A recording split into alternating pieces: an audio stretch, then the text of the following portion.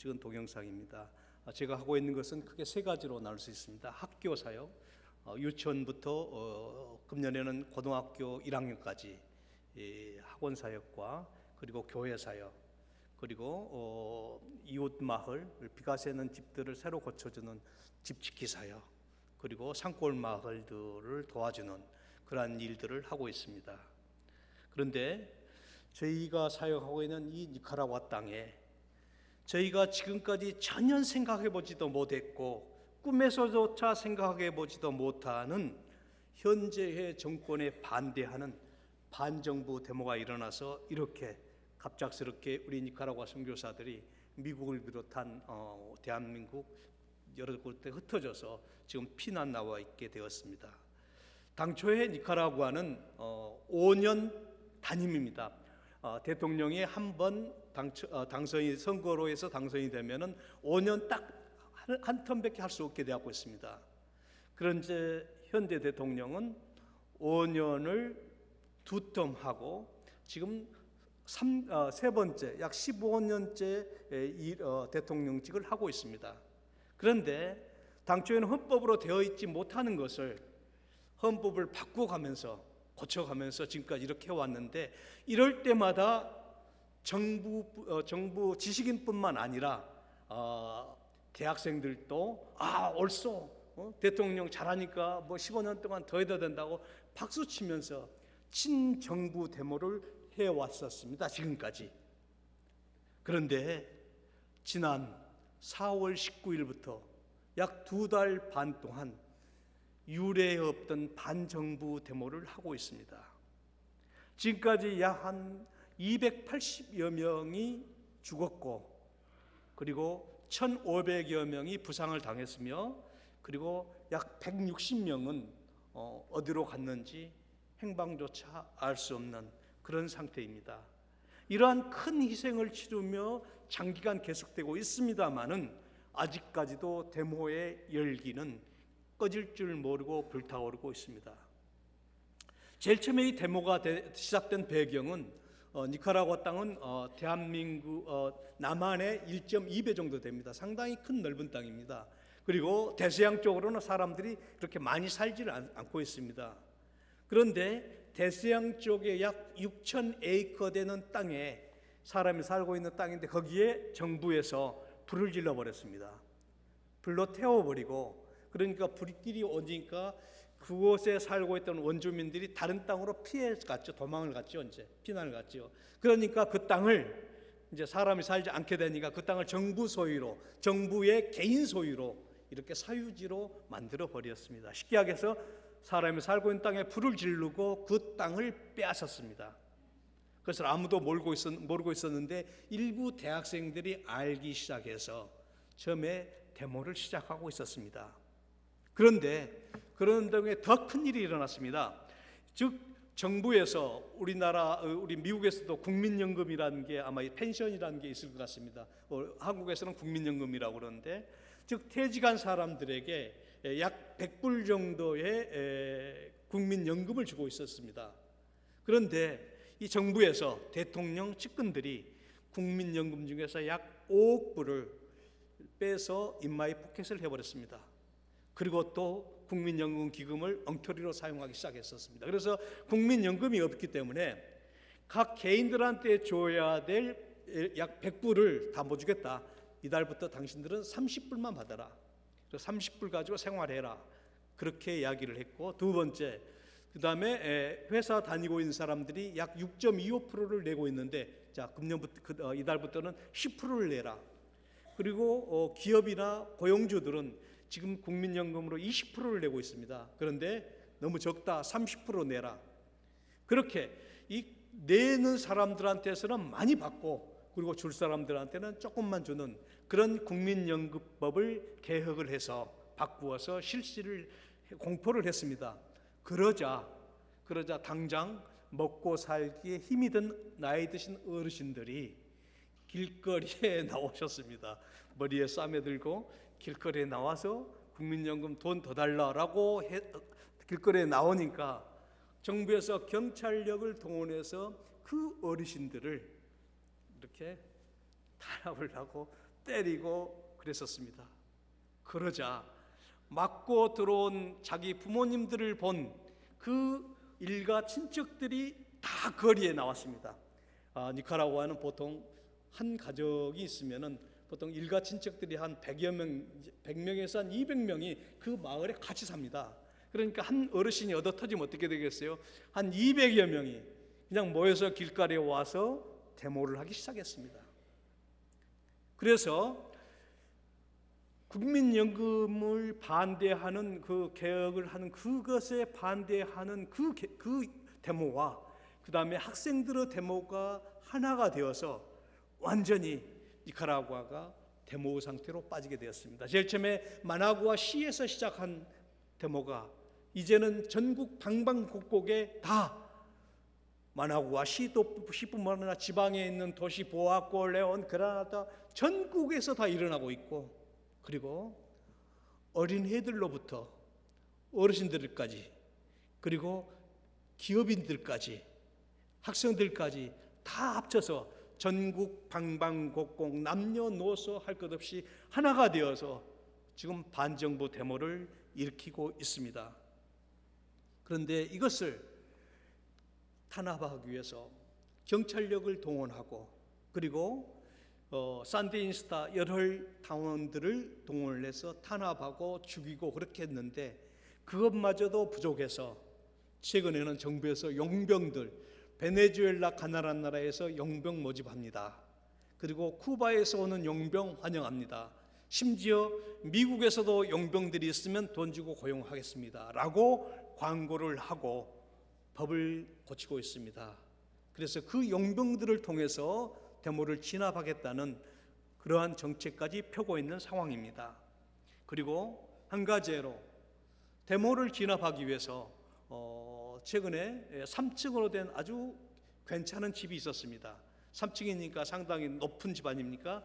그곳에 데모를 진압하기 위한 저격병, 총으로 쏴 죽이려고 그러는 저격병을 배치하려고 경찰들이 와서 집을 비워달라고 그러니까 거기에 있는 집 주인이 우리 집은 사람을 죽이는 집이 아니라 하나님을 섬기는 집이라고 그렇게 이야기를 하면서 우리 집에 들일 수 없다고 이야기를 했습니다.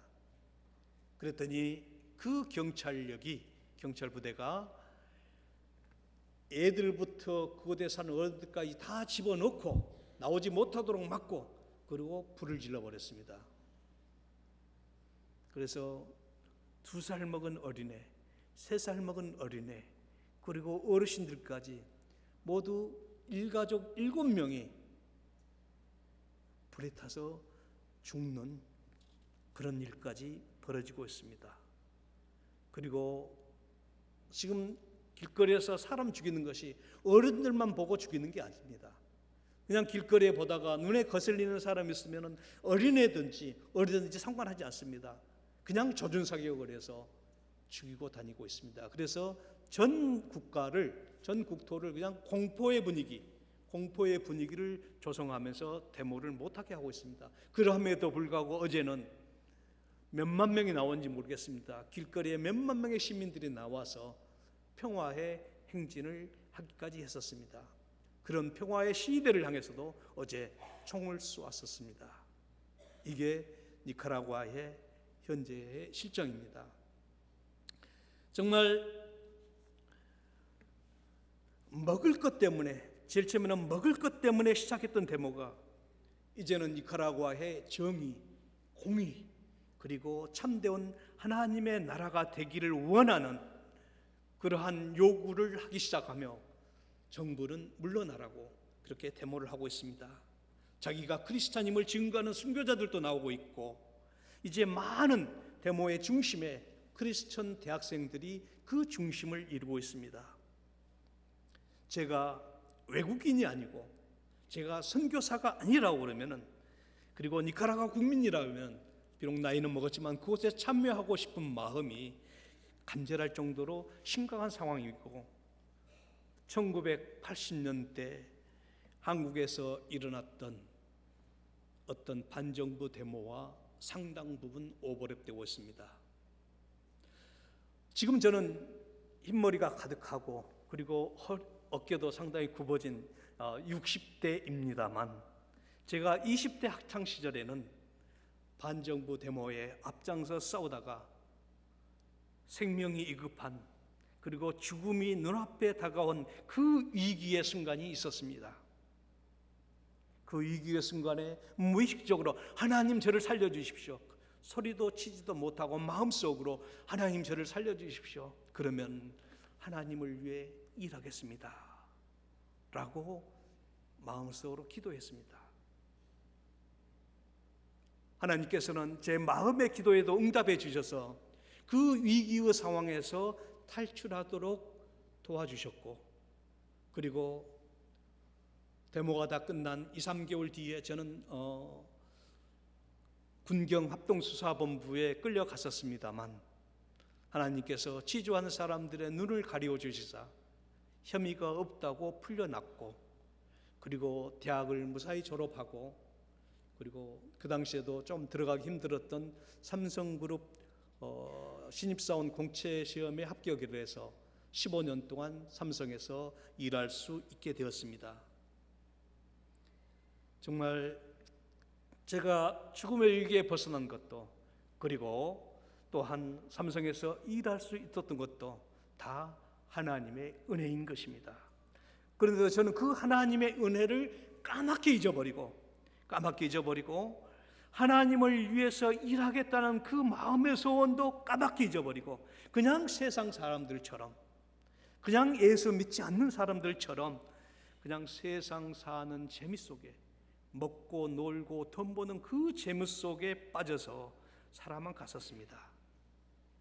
그러던 어느 날 저의 두 귀에 세미하게 스치는 음성이 있었습니다. 제 머릿속에 스치는 희미한 생각이 있었습니다. 두메산골 시골 촌놈이 일본에 와서 직장생활하면서 주일날 되면은 골프 쳤으면은, 그런 정도 됐으면은 정말 출세한 것 아니냐.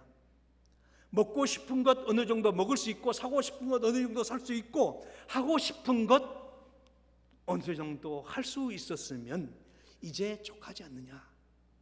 지금까지 너를 위해, 너 가족을 위해 일해왔는데 이제는 나를 위해, 이제는 하나님을 위해 일할 때가 되지 않았느냐라는 그 세미한 음성, 그 미세한 생각이 스쳐 지나가면서 까맣게 잊고 있었던 학생 시절의 그 소원이 생각났습니다. 하나님께서는 제가 마음속으로 소원했던 그 소원을 잊지 않으시고 하나님의 때에 저를 부르신 것이었습니다. 그래서 지금까지 나를 위해서 살아왔던 제 인생의 터닝 포인트가 찾아와서 이제는 나를 위해 살아왔던 내 인생을 버리고 하나님을 위해서 살기로 그렇게 작정을 하며 약 2년 동안의 큰 방황을 거쳐서 42살의 적지 않은 나이에 신학교에 들어가서 신학을 공부했습니다.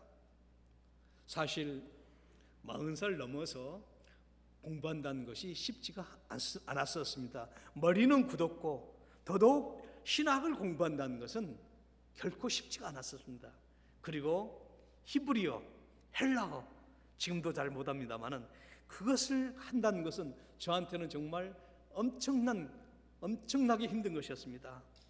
그리고 다른 사람들은 보통 3년 신대원을 졸업을 하면 전도사님도 되고 강도사님도 되고 그리고 목사 안수도 받으면서 이렇게 목회도 이렇게 잘하고 그러시는데, 저는 신학을 공부하니 5년이 지나고 그리고 공부가 부족하다고 해서 미국에 유학까지 와서 잘 되지 않은 영어, 잘 들리지 않는 영어로 신학 공부를 하고 또 했었습니다마는 설교도 목회도 저에게는 쉽지가 않았었습니다. 그런데 저희 교단의 어떤 선교사님이 저에게 선교사를 하는 것이 어떻겠느냐라고 제안을 해서, 정말 지금까지는 선교사 선자도 생각을 안 해봤는데 저와 제 아내가 멕시코 치아파스 두메 산골로 비전 트립을 갔습니다. 약 2,000m, 3,000m 이 산속 마을에 그 눈이 똘망똘망한 그 어린애들의 그 눈동자들을 보면서 남아있는 인생, 저들을 위해서, 저들을 섬기고 살아가는 것이 하나님께서 나를 부르신 그 이유가 아니겠느냐. 정말 하나님께서 저와 저 부부를 선교사로서 부른 것이 아니겠느냐라고 생각이 들고, 그래서 저와 제 아내가 기도하며 앞으로는 선교사를 길로 가겠습니다. 그래서 선교사가 됐던 것입니다. 그래서 42살에 신학을 시작해서 52살에 선교사가 되겠다고 작정을 하고 코스타리카로 스페인어를 배우러 갔었습니다. 그런데 제가 52살에 선교사를 하겠다고 하니까 제가 출석했던 교회에서도 52살이나 먹어가지고 무슨 선교사를 한다고 라고 이상한 눈으로 봤고, 그 다음에 선교단체에서도 나이 먹은 사람이 무슨 선교를 합니까? 라고 해서 생각하셨는지 선교사로 받아주지도 않았었습니다. 그리고 후원하겠다는 교회는 하나도 없었습니다. 그래서 저와 제 아내가 그냥 가방 하나 들고 코스타리카에 가서 스페인어를 공부하기 시작했었습니다. 스페인어 공부를 끝나고 마나구아에 와서, 니카라구아의 수도인 마나구아에 와서 또한 선교를 하려고 하는데도 여전히 저를 도와주겠다는 교회, 선교단체 없었습니다. 그래서 저와 제 아내가 그냥 선교사로 와서 스페인어도 공부하고 와서 일하고 있는데, 와서 니카라구아 땅을 밟았는데 일이 없으니 밥만 먹고 있자니 도대체 이게 무슨 것이냐 생각을 해서 정말 한심하고, 그리고 또 하나님께 죄송하기만 했었습니다.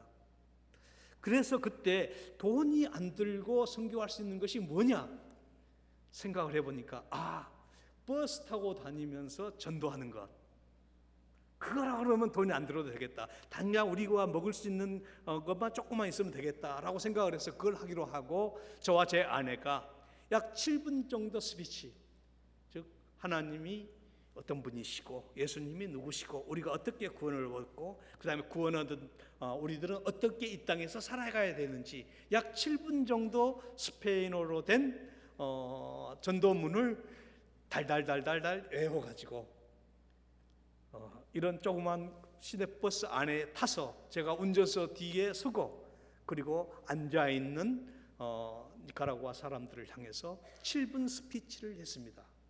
그리고 제가 한 버스가 끝나면은 내려가지고 그 다음에는 같이 올라가서 이제 제 아내가 또 대신 또 이렇게 스피치를 하고, 그렇게 번갈아 가면서 하루에 약 한 20여 대에서 복음을 증거하는 것을 거의 1년 동안 했었습니다. 그러는 가운데 저희들은 니카라구아 사람들을 더욱 깊게 알 수 있게 되었고, 또한 니카라구아 사람들을 앞에 강하고 담대해질 수가 있었습니다. 또한 이들을 위해서 저희 부부가 해야 될 사역이 무엇인지 기도하며 찾을 수 있는 귀한 시간이 되었습니다. 비록 돈이 없고 후원한 것은 없었지만은 물질적으로는 가난했지만 영적으로는 풍요롭고 그리고 행복한 귀한 시간이었습니다. 그리고 영적으로 경제적으로 어둠 속에 이 나라를 깨우기 위해서, 정말 이 나라 백성들을 깨우기 위해서는 교육, 어린 유치원 어린 애들로부터 하나님의 말씀으로 바르게 세우지 않으면은 이 니카라구아의 바른 근본적인 변화가 없다고 그렇게 생각이 들어서 우리의 사역의 중심을 교육에 두었습니다. 여러분 잘 알다시피 니카라구아 사람, 니카라구아뿐만 아닙니다. 중남미의 거의 모든 나라 사람들의 거의 공통적인 특징들은, 정말 이 나라 사람들은 노예처럼 종처럼, 그리고 살아남기 위해서 거짓말하고 도둑질하고 그리고 되는 대로 살고 있는 그 인생에 대한 어떠한 비전도 목표도 갖지 못한 채 그저 하루하루 살아가고 있는 하루살이와 같은 그러한 인생을 살아가고 있는 것이 중남미 사람들의 일반적인 생각입니다. 그리고 또 단기선교 가시보신 분들은 많이 알지만 1960년대 우리나라 시골 마국간보다 못한 그 좁은 공간에서, 그 흙바닥 집에서 부모들을 비롯한 그 어린애들까지 그냥 뒤섞여서 겨우 잠만 자는, 발쭉 뻗고 잠잘 수 있는 그런 공간도 없는데 웅크리고서 그렇게 밤을 지새우고 있고, 애들은 학교 갈 생각도 못하고 길거리에서 흙바닥에서 놀거나, 또한 부모가 시키면은 앵벌이처럼 돈 벌러 다니는, 그리고 먹을 것이 없어서 물로 배를 채우고 있고, 그리고 13살, 14살, 15살의 어린애들이 벌써 애를 낳기 시작해서 30살이면은 손자가 있는 할머니, 그리고 얼굴도 늙어버린 할머니로 바뀌어버리는 이들의 삶, 이 불쌍한 이들의 삶을 근본적으로 바꾸기 위해서는 하나님의 말씀에 의한 교육이 절대적으로 필요하다고 저희들은 생각했습니다. 그래서 5년이 걸리고 10년이 걸리고 그리고 50년이 걸리더라도 바른 교육을 통해서 이들을 변화시키고자 하고 계획을 하고 학교 사역을 시작했던 것입니다. 그래서 약 2에이커의 땅을 사고 조그만 창고, 조그만 자재들을 넣어둔 그런 조그만 창고를 지었는데, 그 창고를 짓자마자 그날 주일에 동네 아주머니들과 동네 애들이 쫄랑쫄랑 와가지고 예배드린다고 그렇게 왔었습니다. 저는 미처 준비도 안 됐는데 부랴부랴 스페인어로 예배드릴 것을 준비해서 함께 그 처마 밑에 의자 몇 개 깔고 앉아서 예배드리기 시작했습니다. 그리고 이 에덴 센터에 교회가 세워지고, 그리고 애들이 공부할 수 있는 유치원이 세워지기를 함께 기도했었습니다. 그리고 몇 개월 후에 세인루이스에 있는 교회와 그리고 몇몇 권사님들, 그리고 제 아들 대학교 보내려고 모아뒀던 돈들, 그런 것을 합쳐가지고 교회를 짓고, 그리고 유치원 교실 3칸을 건축하면서 교회 사역과 학교 사역을 시작할 수 있었습니다. 그런데 막상 학교를 오픈하고 애들이 들어오니까 그 애들에게 밥을 줘야 되고, 그 다음에 유니폼을 줘야 되고, 그리고 가르치는 선생님들의 월급을 주는 등 그 운영하는 비용이 만만치 않았는데 여전히 후원하겠다는 교회들 없었습니다. 경제적으로 쉽지 않았습니다. 오늘 우리 청년들, 학생들 파나마 단기 선교 간다고 모였지요. 참 대단하고 자랑스럽습니다. 우리는 흔히 단기 선교를 간다고 하면은 무슨 자기가 무슨 일을 열심히 꼭 해야만, 무슨 달란트가 있어야만 가는 걸로 이렇게 크게 생각하시는데 사실 그렇지 않습니다. 물론 오셔가지고 열심히 일한 것도 좋지만은 그렇지 않으시고 그냥 단기 선교 선교지에 그냥 와서 계시는 것, 선교지의 땅을 받고 선교지 사람들이 사는 것을 눈으로 보고, 그리고 그들을 위해서 마음속으로라도 기도하고, 그리고 앞으로 내가 어떻게 살아야 될지 느끼고 각오를 새롭게 하며 돌아오는 그것만으로도 단기 선교에 큰 의미가 있다고 생각을 합니다.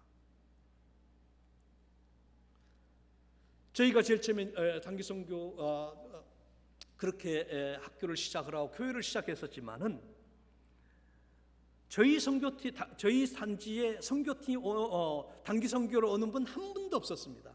한 팀도 없었어요. 니카라구아 다른 선교사님들한테는 단기 선교 오는 팀이 그렇게도 많았었는데 저희 팀은 하나도 없었어요. 그러니까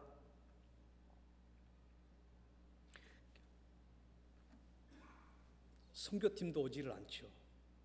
후원하는 교회라든지 개인도 없지요.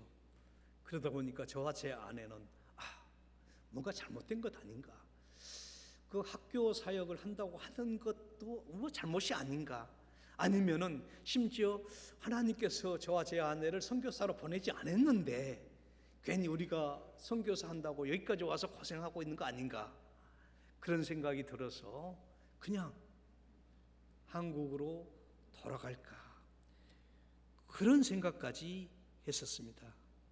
그렇지만은 그런 것들 다 떨쳐버리고 그런 것을 이겨내고 정말 낮은 마음으로 기도하고 또 기도했습니다. 제 아내의 기도 제목이 이것이었습니다. 손에 물이 마르지 아니하고, 손에 물이 마르지 아니할 때까지 정말 많은 단기 선교팀들이 와가지고 그 사람들 밥을 해줬으면 원이었겠다. 그게 제 집사람의 기도 제목이었습니다. 선교사가 선교센터라고 있는데 아무도 오지 않고 선교사 둘이만 있으면은 이건 정말 선교를 하는 건지 저는 건지 하나님 현지인들도 이상하게 볼 수밖에 없습니다. 그런데 선교팀들도 와서 같이 기도하고 하면은 저기는 뭔가 있는가 봐, 그렇게 생각할 수밖에 없지요.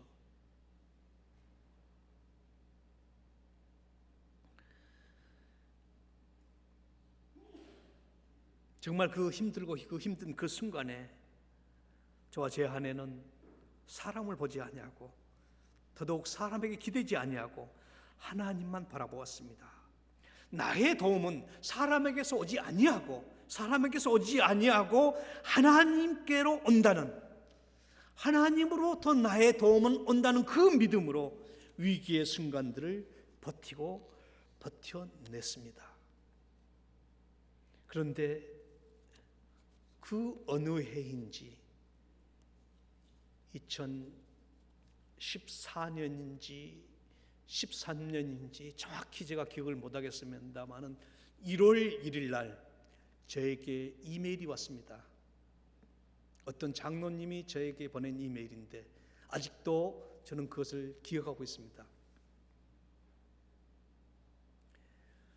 장로님께서 뭐라고 하셨냐, 저는 더 잘 먹고 더 잘 입기 위해서 바둥바둥,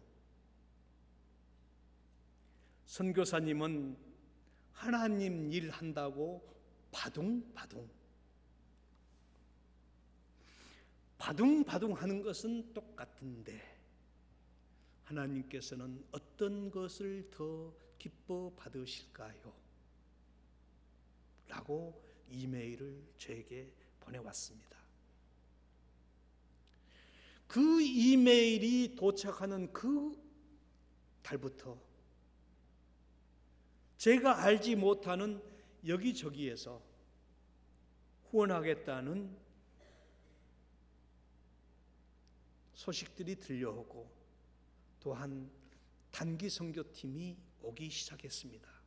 그래서 그 해에 무료하시고도 1년에 그때 20몇 개 단기 선교팀이 오기 시작을 해서 우리 집사람의 손에 물이 마르지 아니하고 그것을 힘들어하지도 아니하고 밥을 하기 시작을 했었습니다. 우리 뉴욕 은혜교회도 마찬가지입니다. 제가 은혜교회 아무도 모릅니다. 목사님하고 신학교가 같은 것도 아니고 같은 교단에 속해 있는 것도 아닙니다. 아무 관계도 없습니다. 그런데도 하나님께서는 은혜교회와 우리 에덴센터의 연결고리를 만들어 주셔가지고 이렇게 오랫동안 단기 선교로 그리고 여러 가지 모양으로 함께 선교에 동역하고 있습니다. 정말 하나님께서 하나님 일을 하기 위해서 이렇게 사람들과 교회들을 붙여주신 것입니다. 그래서 처음에는 저희가 유치원까지만, 유치원 1, 2, 3학년 그것만 하려고 생각을 했었는데, 이 유치원 애들이 한 학년, 1학년이 되고 2학년이 되고 그다음에 초등학교 1학년이 되고 2학년이 되고 그렇게 되다 보니까 교실들이 필요했고 초등학교가 필요했습니다. 그래서 교실을 위해서, 초등학교를 위해서 기도할 때마다 또 사람들이 돕는 손길들이 있어서 교실 한 칸 한 칸이 건축되기 시작해서 지금은 중고등학교까지 다 오픈할 수 있게 되었고, 중고등학교까지 필요한 모든 건축물들이 다 건축되었습니다. 운동장에 지붕이 쓰여져서 비가 오나 아무리 더워도 운동장에서 놀 수 있게 되었고, 그리고 도서관까지도 건축을 했습니다. 모든 시설물이 완벽하게 건축되어 있어가지고 20명으로부터 시작한 유치원이 지금은 약 280명의 유치원에서부터 중고등학교 학생들까지 공부하는 그런 에덴 센터가 되었습니다. 그래서 저희 사역지의 건축 과정을 알고 있는 많은 사람들이 이구동성으로 기적이라고 이야기합니다. 7, 8년의 그 짧은 동안에 어떻게 학교 사역에 필요한 그런 모든 시설물들이 지어질 수 있느냐고, 정말 이것은 하나의 기적이라고 이야기합니다. 그런데 이 기적이 있기까지 많은 성도님들의 눈물 어린 기도가 있었고 헌신이 있었습니다. 이 기도와 헌신을 통해서 하나님께서는 기적을 행하신 것입니다. 저와 제 아내는 정말 부족합니다. 정말 인격적으로도 부족하고 능력도 부족하고 나이 50이 넘어서 선교를 시작한다고 할 정도로 정말 부족합니다. 그런데 하나님은 부족한 저희 부부까지도 사용하셔서 하나님 나라를 위해서 당신의 나라의 일꾼들을 양성한 에덴 센터를 건축하신 것입니다. 저희 부부에게 어려움을 주시고 그 힘든 상황을 통해서 더욱 하나님을 의지하게 하신 후에 함께 동역할 동역의 손길들, 도움의 손길들을 보내주신 것입니다. 오늘 본문 고린도전서 15장 10절에 이렇게 나와 있습니다. 내가 나 된 것은 하나님의 은혜로 된 것이니, 하나님의 은혜로 된 것이니 내게 주신 그의 은혜가 헛되지 아니하여 내가 모든 사도보다 더 많이 수고하였으나 이것은 내가 한 것이 아니고 오직 나와 함께 하신 하나님의 은혜라고 바울은 고백하고 있습니다. 여러 성도님들 잘 알다시피 바울은 어떤 사람입니까? 사도 바울이 본래 어떤 사람이었습니까? 사도 바울이 우리 주님을 만나기 전에는 교회를 핍박했던 정통 바리새인이었습니다. 여러분들이 잘 알고 계시는 스테판 집사를 죽이는데 앞장섰던 사람이 사울이었습니다. 그리고 많은 기독교인들을 붙잡아서 감옥에 넣었던, 한마디로 예수 믿는 사람들을 죽이려고 했던 그런 악한 사람이 사울이었고, 나중에 예수를 만난 뒤 사도 바울이 되었습니다.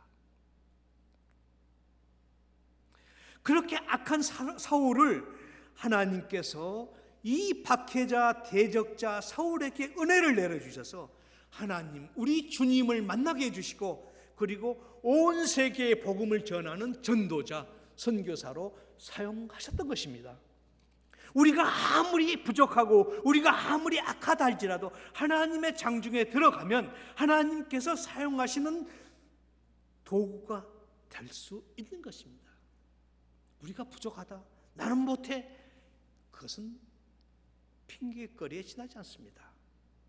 하나님께서 붙들어서 사용하시면 아무리 부족해도, 아무리 못돼 먹어도 하나님께서 사용하시는 선한 도구가 될 수 있는 것입니다. 저도 마찬가지입니다. 정말 젊었을 때 죽을 고비를 넘기게 해주신 그 하나님의 은혜를 잊어버리고 예수를 전혀 몰랐던 세상들 사람처럼 먹고 마시고 놀고 돈을 더 버는 그 깊은 수렁 속에 빠져 있는 저를 하나님께서 때가 되시자 불러서 선교사의 길을 가게 하시는 것 하나님의 은혜입니다. 많은 도움의 손길들을 붙여주셔서 에덴센터를 건축하게 해주시고 학교 사역을 중심으로 교회 사역과 지역 주민을 돕게 하신 것도 하나님의 은혜인 것입니다. 저희는 그것을 잘 알고 있기에 저와 제 아내는 하나님께서 허락하신 그날까지 더 많이 수고하고 힘쓸 것입니다. 이 니카라과 땅에 믿음의 증인들이, 믿음의 선교자들이 더 나오고 하나님께서 기뻐하시는 그 나라가 세워질 때까지 더욱 힘쓸 것입니다. 여기에 모이신 많은 성도님들, 미국에서의 이민생활 결코 쉽지 않을 것이라고 저는 생각합니다. 만약 여러분들이 한국에 사셨다면, 한국에서 일하고 계셨다면 아마 생각조차 해보지 못했던 그런 일들, 예를 들어서 세탁소, 어떻게 보면 또 이렇게 손톱 이렇게 치장해 주는 그런 일들, 한국에 계셨다면, 여러분들이 한국에 계셨다면 생각지도 못했던 그런 일들까지도, 그 힘든 일들까지도 하고 계신 성도님들 여기 계실 줄로 믿습니다. 경제적으로도 엄청 힘드신 분들 계시리라고 생각합니다. 정말 많은 눈물과 많은 땀 속에서 오랫동안 고통스럽게 한탄하시며 살아오신 분들도 계시리라고 믿습니다. 그렇지만 어려우시더라도 힘드시더라도 제발 낭망하지 마시기 바랍니다. 하나님께서 미국으로 인도하시고 또한 어려운 상황에 처하게 하신 뜻이 분명히 있을 것이고, 하나님의 때에 하나님께서 직접 여러분 한 사람 한 사람들의 손목을 붙잡고 일으켜 세워주실 것입니다. 그것을 바라보고 그날을 소망하며 더욱더 하나님을 의지하는 여러분들이 되시기를 축원드립니다. 그리하여 나의 나된 것이 정말 하나님의 은혜라고 고백할 수 있는 여러분들이 되시기를 축원드립니다. 기도하겠습니다. 어둠 속에 있는 니카라과 땅에 하나님의 정의를 위하여, 하나님의 공의를 위하여 피를 흘리고 있습니다. 하나님 아버지, 그곳을 그냥 내버려 두지 마시고 하나님께서 기뻐하신 나라가 세워질 수 있도록, 하나님의 공의가 강물처럼 흐르는 나라가 세워질 수 있도록 은혜 내려 주시옵소서. 또한 이를 위해서 쓰임받는 우리 모두가 되게 하여 주시옵소서. 살아계신 우리 주 예수 그리스도를 받들어 기도드립니다. 아멘.